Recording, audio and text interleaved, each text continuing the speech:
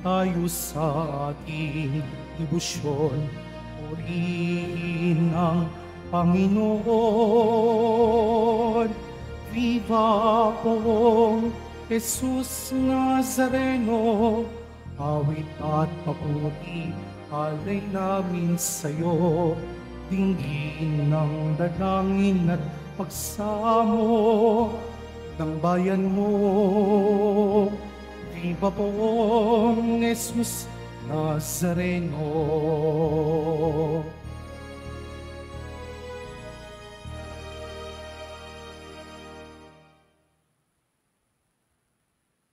Sa ngalan ng Ama at ng Anak at ng Espiritu Santo.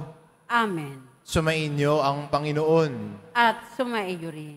Mga kapatid, aminin po natin ang ating mga kasalanan upang marapat tayong gumanap sa banal na pagdiriwang.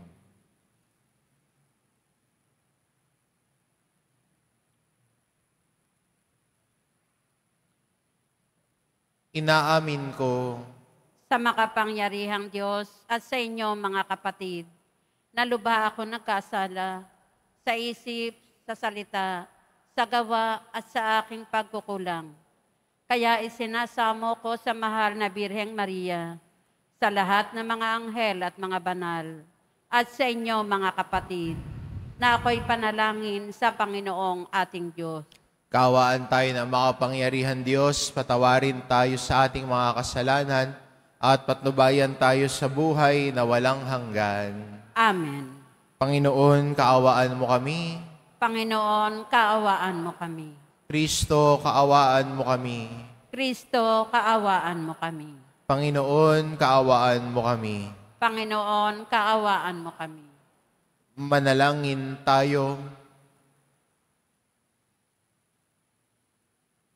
Ama naming makapangyarihan, gawin mong kapiling ka ng mga nagdarasal at pakundangan kay Santa Cecilia na aming katuwang.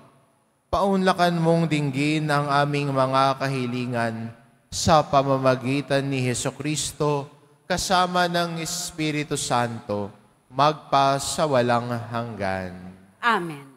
Magsiupo muna ang lahat.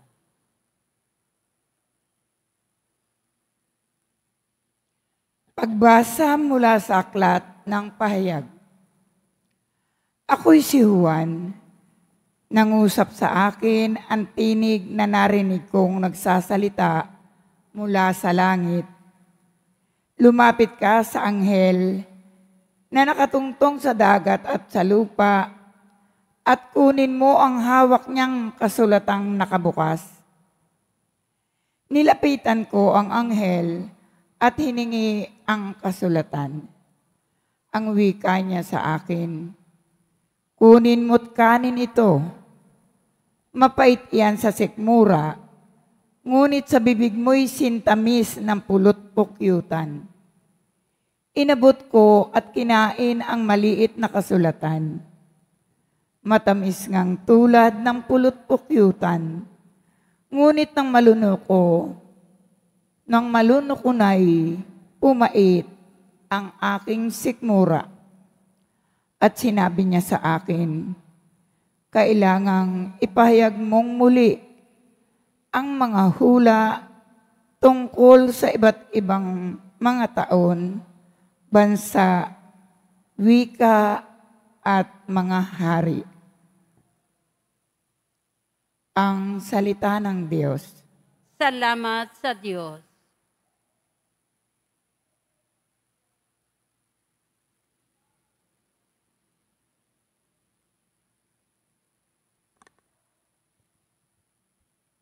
O kay tamis namnamin, ang utos mong bigay sa amin. O kay tamis na namnamin, ang utos mong bigay sa amin. Nagagalak na susundin, yaong iyong kautusan, higit pa sa pagkagalak na dulot ng kayamanan. O kay tamis na namnamin, ang utos mong bigay sa amin. Ang buo mong kautusan sa akin ay umaaliw. Siyang gurong nagpapayo sa lahat kong suliranin. O kay tamis na namnamin, ang utos mong bigay sa amin. Higit pa sa ginto't pilak nitong buong sanlibutan, ang mabuting idudulot ng bigay mong kautusan. O kay tamis na namnamin, ang utos mong bigay sa amin. O kay tamis na namnamin, ang utos mong ibinigay, matamis pa kesa pulot, yaong lasang tinataglay. O kay tamis na namnamin, ang utos mong bigay sa amin. Halos humihingal ako dahilan sa kasabikan na mata mo yaong aking minimithing kautusan. O kay tamis na namnamin, ang utos mong bigay sa amin. Magsitayo po ang lahat.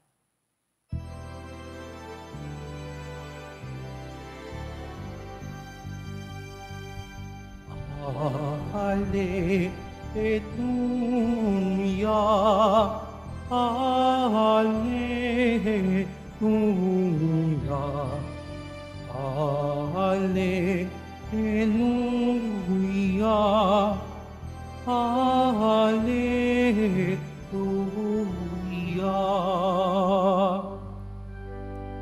Ang tinig ko'y pakikinggan ng kabilang sa aking kawan, ako'y kanilang susundan. Alleluia, Alleluia, Alleluia, Alleluia.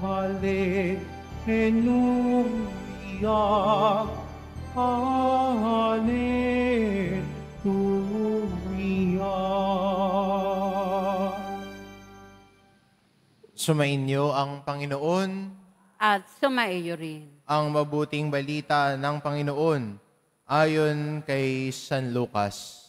Papuri sa iyo, Panginoon. Nung panong iyon pumasok si Jesus sa templo at kanyang ipinagtabuyan ang mga nagtitinda. Sinabi niya sa mga ito, nasusulat, ang aking bahay ay tatawaging bahay dalanginan. Ngunit ginagawa ninyong pugad ng mga magnanakaw. Araw-araw si Jesus ay nagtuturo sa loob ng templo. Pinagsikapan ng mga punong saserdote, mga iskriba at mga pangunahin ng bayan na siya'y ipapatay. Subalit wala silang makitang paraan upang maisagawa ito, sapagkat taimtim na nakikinig sa kanya ang buong bayan. Ang mabuting balita ng Panginoon. Pinupuri ka namin, Panginoong Heso Kristo. Magsiupo muna. Sa araw pong ito, pinagdiriwang natin ang paggunita kay Santa Cecilia. At sino ho si Santa Cecilia? Siya ho ay isang babae, may asawa. At nagbigay papuri siya sa Diyos dahil sa talento na meron siya. At ano yung talento niya? Siya ho ay marunong tumugtog ng mga musical instruments at kumanta. Baka ho doon siya gustong gumaling sa pagkanta sa videoke para hindi ka na mapabarangay, no, magdasal ka kay Santa Cecilia. No? At yung talento na ibinigay sa kanya, ginamit niya para magpuri sa Diyos. Yung talento na meron siya, ginamit niya para parangalan ng Diyos. Kaya man siya magandang itanong sa atin bilang mga Kristiyano, si Santa Cecilia, ginamit yung talento na ibinigay sa kanya. At ang pagpupuri natin sa Diyos ay iba-iba ang pamamaraan. Depende sa talento natin, sa totoo lang.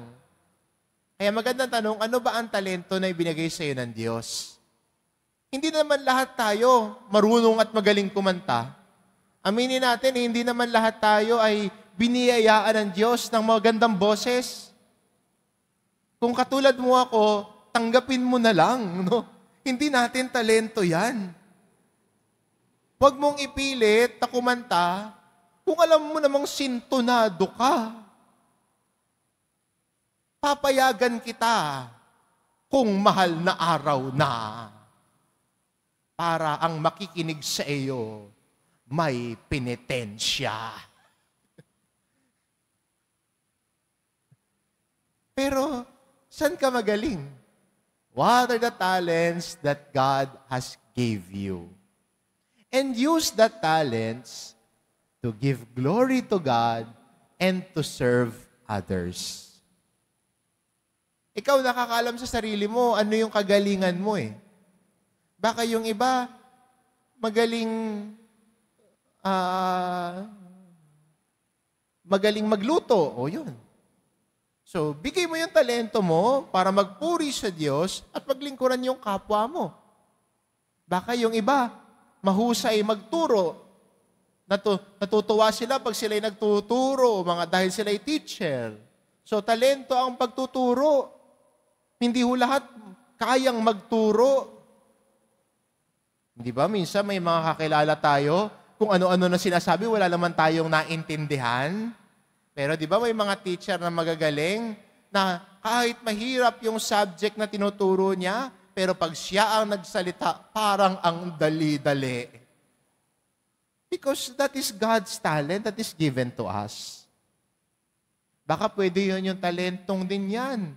Gamitin din natin para ipahayag din ng mabuting balita. Baka yung iba, magaling sa, mahusay na karpintero. Diba? May naalala ko nung ako'y nasa isang parokya, no, bago napunta rito, ay meron po kaming isang volunteer sa simbahan. At siya ho ay karpintero. Dati ho siyang militar, pero nag-retire siya. Nahilig na siya sa paggawa ng mga upuan, lamesa. At pag nangangailangan kami ng lamesa o may nasira, isang tawag lang namin sa kanya. Aayusin na niya yung lamesang sira. Kaya niyang gumawa ng cabinet.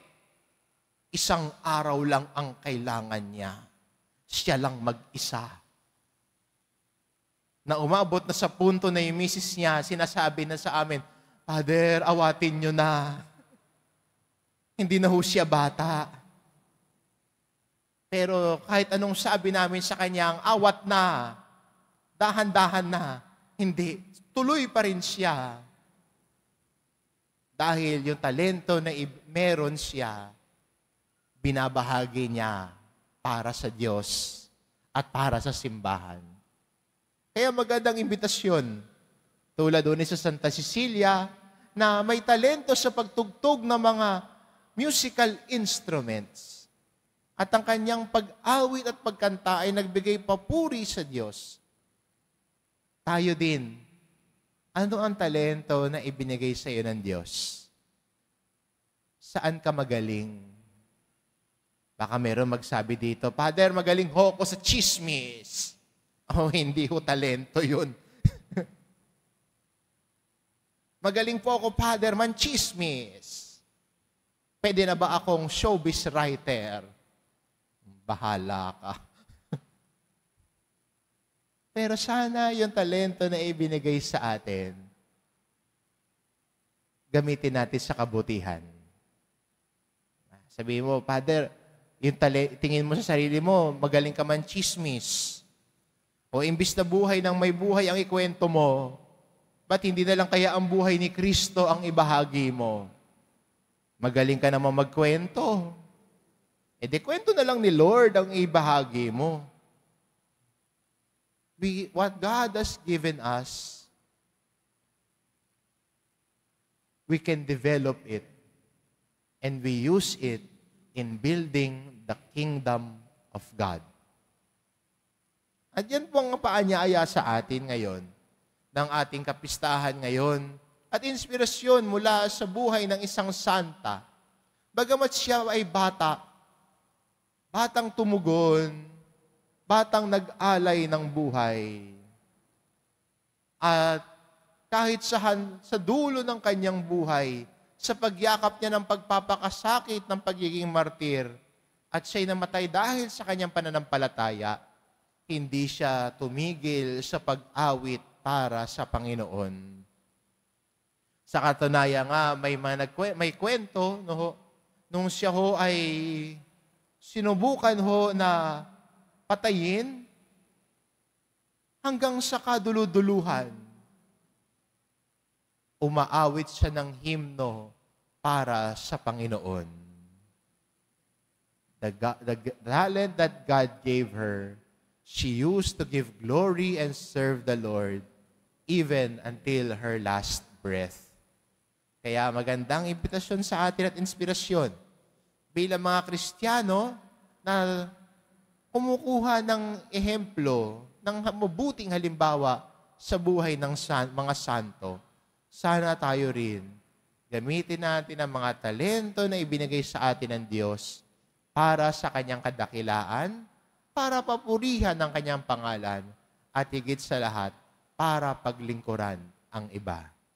Amen. Magsitayo po ang lahat.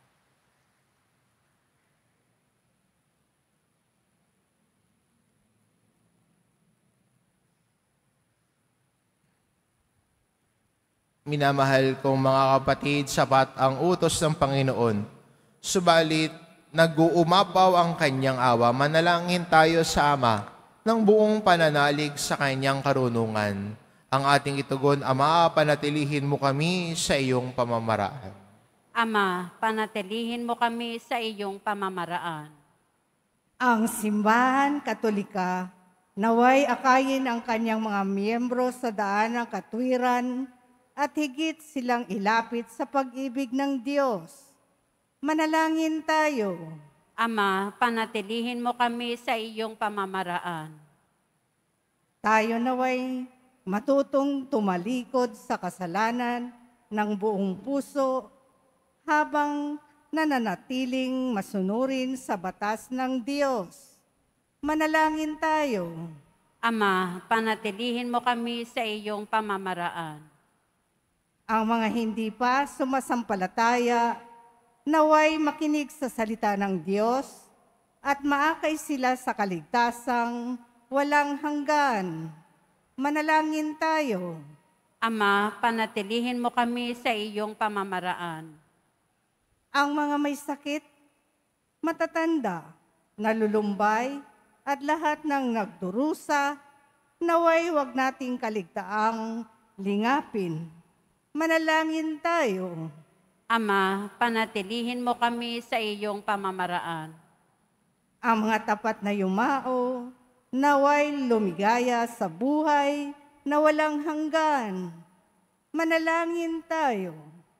Ama, panatilihin mo kami sa iyong pamamaraan. Ama naming nasa langit, sinusuri mo ang puso ng bawat isa at alam mo ang nilalaman nito. Palakasin mo ang aming puso upang sumamba kami ng tunay at buong pusong makapaglingkod sa kapwa ang aming mga kamay sa pamamagitan ni Kristong aming Panginoon. Amen. Magsiupo muna.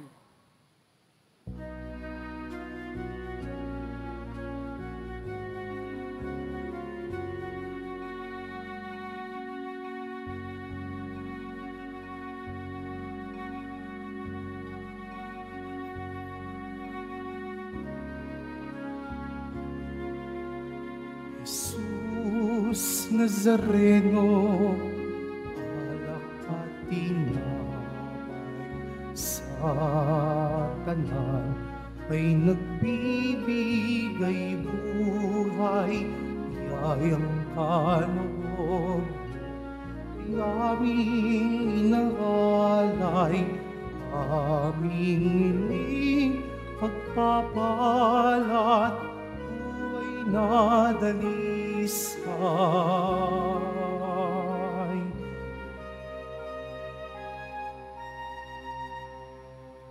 kapalat, buhay na dalisay.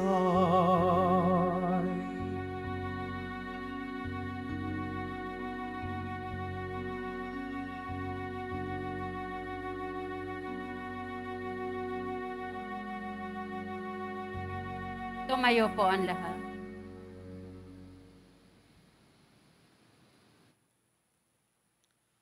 Manalangin kayo mga kapatid, upang ang paghahain natin ay kalugdan ng Diyos amang makapangyarihan.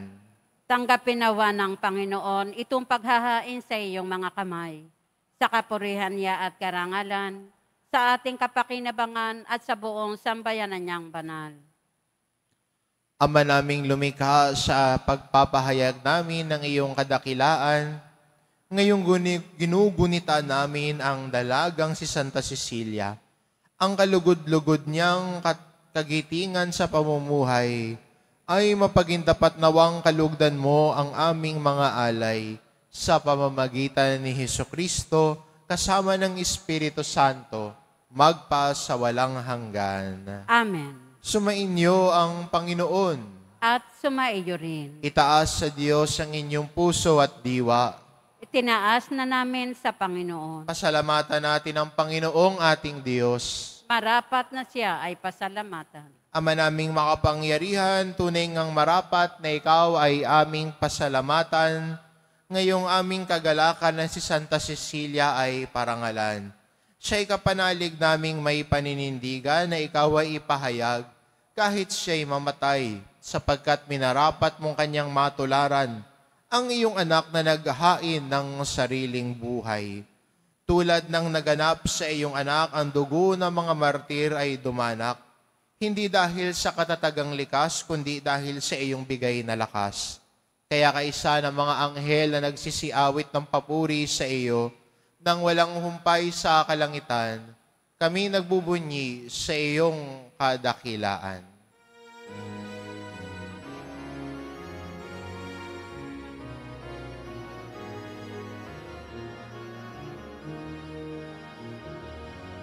Santo, Santo, Santo, Panginoong Diyos ng mga hukbo, nabubunog ang langit at lupa ng kadakilaan mo. Hosana, Hosana, Hosana sa kaitaasan.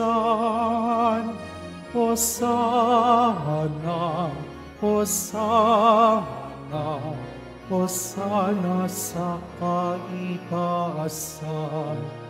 Pinagpalang na paririto sa ngalan ng Panginoon. Hosana, Hosana, Hosana sa kaitaasan. Hosana, Hosana, Hosana sa kaitaasan. Magsiluhod po ang lahat. Ama naming banal, ikaw ang bukal ng tanang kabanalan, kaya't sa pamamagitan ng iyong Espiritu, gawin mong banal ang kaloob na ito, upang para sa amin maging katawan at dugo ng aming Panginoong Hesukristo. Bago niya pinagtiisang kusang loob na maging handog, hinawakan niya ang tinapay, pinasalamatan kanya. Pinagati-hati niya iyon, iniabot sa kanyang mga alagad at sinabi, "Tanggapin ninyong lahat ito at kanin. Ito ang aking katawan na iahandog para sa inyo."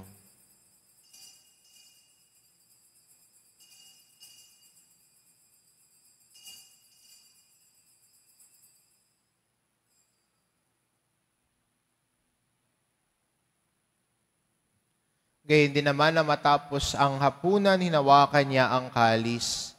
Muli kanyang pinasalamatan. Iniabot niya ang kalis sa kanyang mga alagad at sinabi, Tanggapin ninyong lahat ito at inumin ito ang kalis ng aking dugo, ng bago't walang hanggang tipan. Ang aking dugo na ibubuhos para sa inyo at para sa lahat, sa ikapagpapatawad ng mga kasalanan. Gawin ninyo ito sa pag-alala sa akin.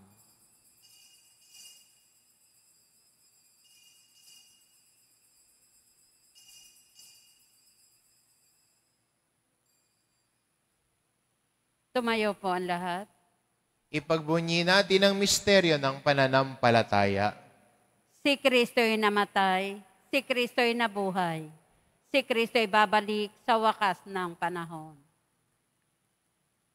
Ama, ginagawa namin ngayon ang pag-alala sa pagkamatay at muling pagkabuhay ng iyong anak, kaya't inaalay namin sa iyo ang tinapay na nagbibigay buhay at ang kalis na nagkakaloob ng kaligtasan.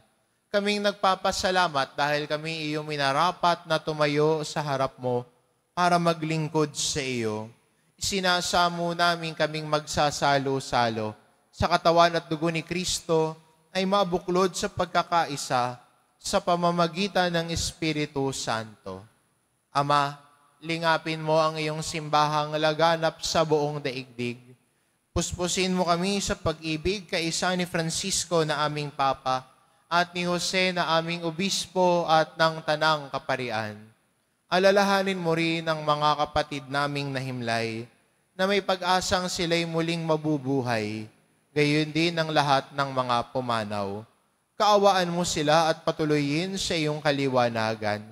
Kaawaan mo at pagindapating kaming lahat na makasalo sa iyong buhay na walang wakas, kaisa ng mahal na Birheng Maria na ina ng Diyos, ng kabiyak ng puso niyang si San Jose, kaisa ng mga apostol at ng lahat ng mga banal na namuhay dito sa daigdig ng kalugod-lugod sa iyo, may pagdiwang nawa namin ang pagpupuri sa ikararangal mo sa pamamagitan ng iyong anak na aming Panginoong Heso Kristo.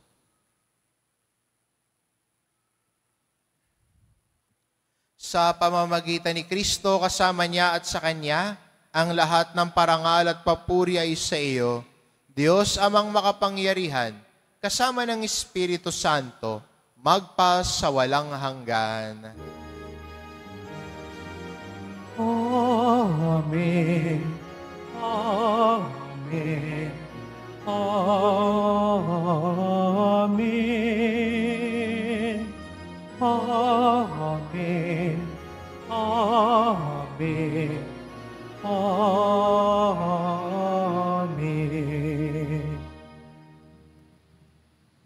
Sa tagubilin ng mga nakagagaling na utos at turo ni Jesus na Panginoon natin at Diyos, ipahayag po natin ng lakas loob.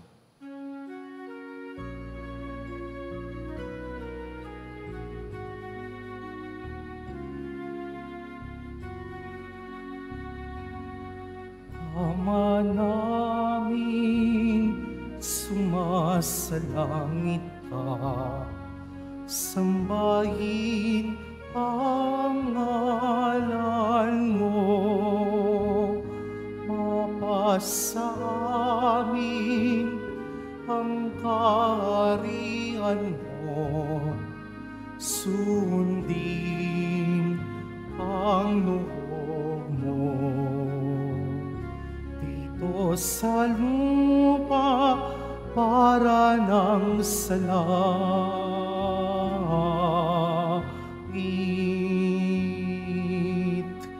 Bigyan mo kami ngayon ng aming kakanin sa araw-araw at patawarin mo kami sa aming mga sala para ng pagpapatawad namin sa nagkakasala sa amin, at huwag mo aming ipaintulot sa tukso at iadya mo kami sa lahat ng masama. Hinihiling namin kami adya sa lahat ng masama pagkalooban ng kapayapaan araw-araw. Iligtas sa kasalanan at ilayo sa lahat ng kapahamakan. Samantalang aming pinananabikan ang dakilang araw ng pagpapahayag ng tagapagligtas naming si Hesu Kristo. Sapagkat iyo ang kaharian at ang kapangyarihan at ang kapurihan magpakailanman. Amen. Panginoong Kristo, sinabi mo sa iyong mga apostol, kapayapaan ang iniiwan ko sa inyo, ang aking kapayapaan ang ibinibigay ko sa inyo. Tungayan mo ang aming pananampalataya at huwag ang aming pagkakasala. Pagkalooban mo kami ng kapayapaan at pagkakaisa, ayon sa iyong kalooban, kasama ng Espiritu Santo, magpa sa walang hanggan. Amen. Ang kapayapaan ng Panginoon ay laging sumainyo. At sumaiyo rin. Magbigayan kayo ng kapayapaan sa isa't isa.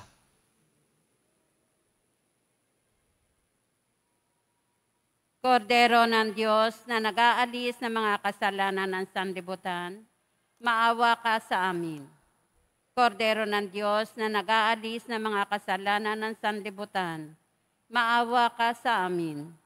Kordero ng Diyos na nag-aalis ng mga kasalanan ng sanlibutan, ipagkaloob mo sa amin ang kapayapaan.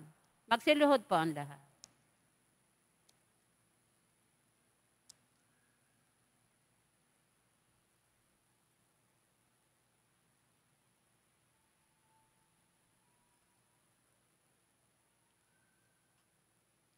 Itong kordero ng Diyos, ito nag-aalis ng kasalanan ng sanlibutan, mapalad ang mga inaanyayahan sa kanyang piging.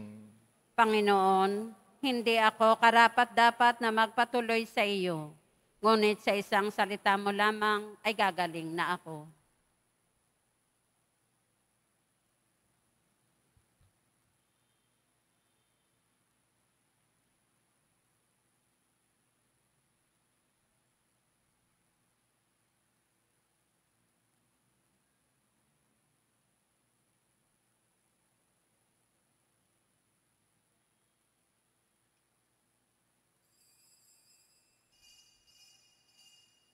Para sa lahat ng tatanggap ng banal na komunyon, sasagot po tayo ng amen.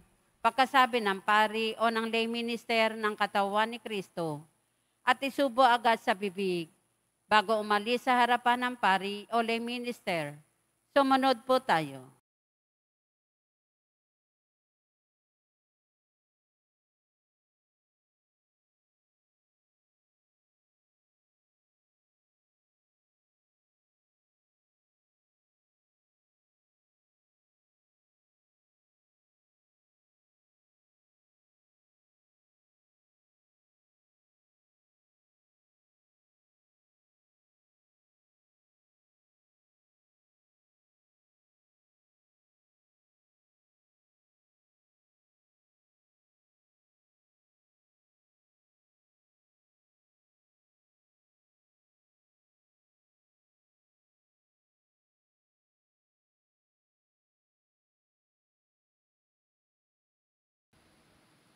Manalangin tayo. Ama namin mapagmahal, sa pagsasalo namin ngayon sa banal na pakikinabang, matulungan nawa kami ng ulirang katapatan ni Santa Cecilia upang tanging ikaw ang aming mahalin habang inaako namin ang malasakit ni Jesucristo kasama ng Espiritu Santo magpa sa walang hanggan. Amen. Mga kapatid, patuloy nating ipagdasal ang ating mga minamahal na yumao at ang lahat ng mga kaluluwa sa purgatorio. Panginoon naming Diyos, Ama namin, ikaw po ang dahilan ng aming pagsilang. Sa iyo galing ang aming hiram na buhay. Buong kababaang loob po kaming nananalangin at kami nagmamakaawang kalugdan mo po ang mga kaluluwa ng mga pumanaw na sa mundong ito. Sila naway magkamit ng buhay sa iyong piling.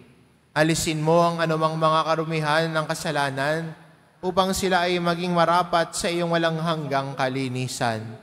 Iahon mo sila mula sa purgatorio at bigyan ng puwang sa iyong kaharian sa langit. Kapayapaan kailanman ang igawad ng may kapal sa mga yumaong nagsipanaw. Sila naway silayan ng iyong ilaw na walang hanggan. Amen. Mapanatag nawa sila sa kapayapaan. Amen.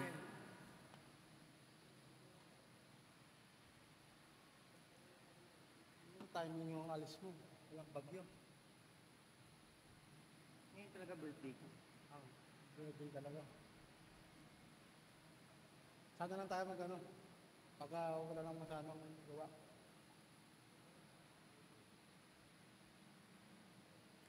Sumainyo ang Panginoon. At sumaiyo rin.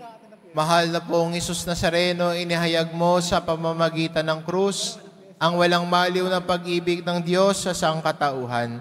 Pakinggan mo ang kahilingan ng iyong angka na nagsusumamo sa iyo. Makakamtanawa nila ang iyong katugunan at tanggapin ang kasagutan na may utang na loob na tinatanaw. Basbasan din po ninyo ang mga may daladala nilang imahen at dasalan sa pamamagitan ng bendisyon na ito na may maalala nila ang mga pangako nila noon sa binyag, na ikaw ang kanilang iibigin at paglilingkuran bilang Panginoon, magpa sa walang hanggan. Amen. At pagpalain kayo ng ating mapagmahal na Diyos, ang Ama at ang Anak at ang Espiritu Santo. Amen. Umayo kayo, taglay ang kapayapaan ng poong Jesus Nazareno. Salamat sa Diyos.